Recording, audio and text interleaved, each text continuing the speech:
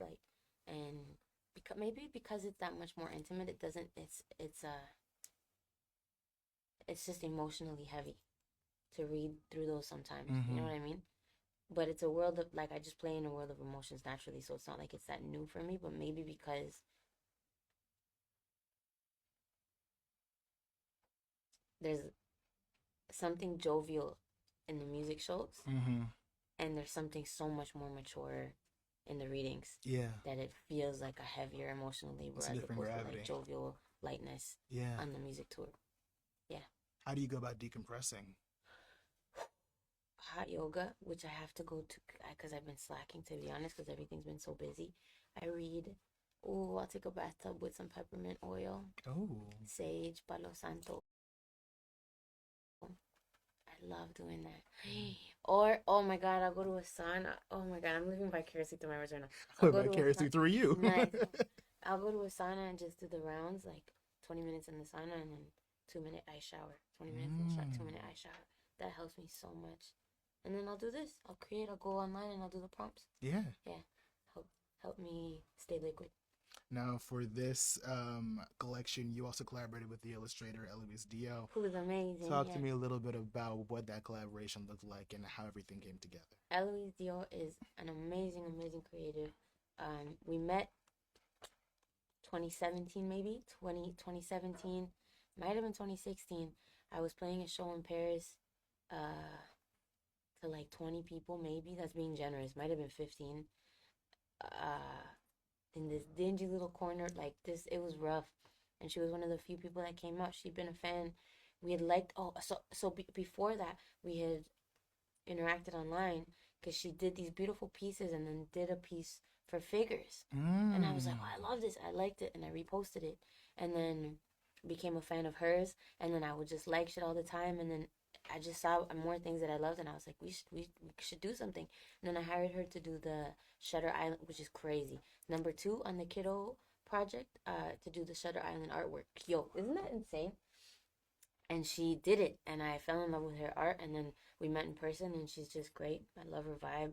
And then we've been in touch ever since. And she ended up doing all the artwork for my second EP, Being Human in Public. She Wow. did the cover, she did the album artworks for it, for the single artworks for all of the individual songs. She's just amazing. So, and we just work well together. We work very well together, Yeah. and she's open, she's malleable, she's so artistic, so creative. I'm a fan of her, and I can't wait for the world to see more of her illustrations. And she does such a good job too. Because sometimes I'll show her a poem and I'll be like, "Go nuts!" Like I'm not gonna give you any direction, whatever your heart, you know. But then sometimes, and this is what happens. This is more often than not. I'll either send a little blurb of like a shitty little 15-word description of this image that I have, and then she comes and waters it and it grows into this beautiful willow tree. And that to me seems like it's easier than the last method that we have, because the last method I'll actually do a doodle. They're atrocious. You can't doodle. They're atrocious. They're atrocious. All my talent was over here, and God left nothing for drawing, nothing. So it's rough, and I'll give her that, and then it's insane, man. It's insane. It's literally like, yeah. She just takes it, waters it, and it turns into a tree. Yeah. Yeah, Sounds like y'all are real partners in crime now. she's great. That's amazing. I love her. Yeah. I also do want to share that we are officially sold out of signed copies of your new collection. So congratulations. Thank And you. speaking of this new collection, between the first one and the second one, how has the idea or the persona of the Goat Princess evolved for you over time? How was the idea of the persona of the goat princess evolved from me over time? She's growing, Mm, more self awareness, more joys, more heartbreaks, the nature of life, you know? yeah. I mean, it's a reflection of me. Hmm. Anything that's in there is a reflection of what I've gone through in my life. And as much as I'd like to say, she's continuously getting better, it's one of those things. It's like the stock market. Like, if you're looking at it close, it looks so fucking volatile. But if you step back, there's like a trend, you know? Yeah. So, luckily, if you step far enough back, you'll see that. But this is peaks and valleys of like, you could see where I faltered and be like, oof, and build myself back up, and you know.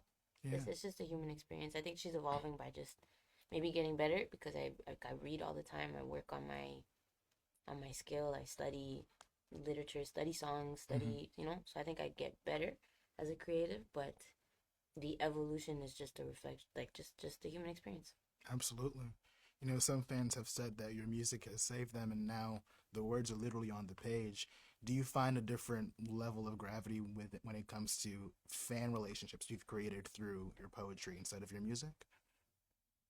That's the same. Same. It's really beautiful. It hurts and validating it. I don't know.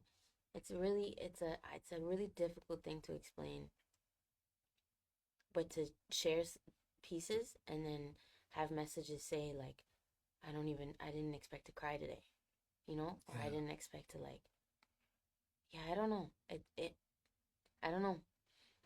Maybe it's more potent because it's easier for songs to be. I love this quote. There's a quote by Basquiat that says, "If art decorates walls, then music is how we decorate time." Mm. So, but that also gives music a one up because it could coast the waves even if it has nothing to do with what's happening in the Yes. moment. The memory will still get engulfed in that print, you know. Whereas there's no room to hide in words solely. There's room to hide in music, but in words, if it doesn't grip you, then nothing about hearing chords is gonna bring me back to this moment. So Mm. it's a different. It might be deeper. I don't know if that's the right way to describe it, but it's almost like the key has more details. You Mm-hmm. know, it's like the key has more details in order to open that lock because with music, the key just looks a little bit more basic. Still a door, still locked, still something genuinely of value inside, but with words, yeah, the teeth of the key are more. The teeth of the key are a little bit sharper and more detailed. Yeah. Yeah, Your analogies are on point today. that's Like funny. Thank you. you're killing it. And we're gonna take a couple more fan questions right now, actually. So, Cara C and Isabel had very similar questions. They want to know if you wrote a soundtrack for your book, what songs or vibes would it have?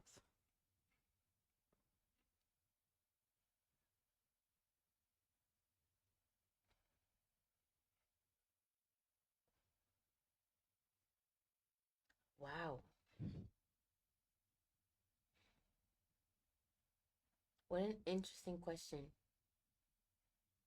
I don't know. I don't know because everything I just talked about before, I was like, there's so much freedom in this that doesn't require me to have to think about an umbrella of musical context to give it. So I don't even have an answer for you. I don't have an answer for you. I think that has to be like, yeah, if you'll know, because when you read it, you'll be able to, just you're gonna savor it however you savor it, and then that might give you an overall vibe. But for me, it's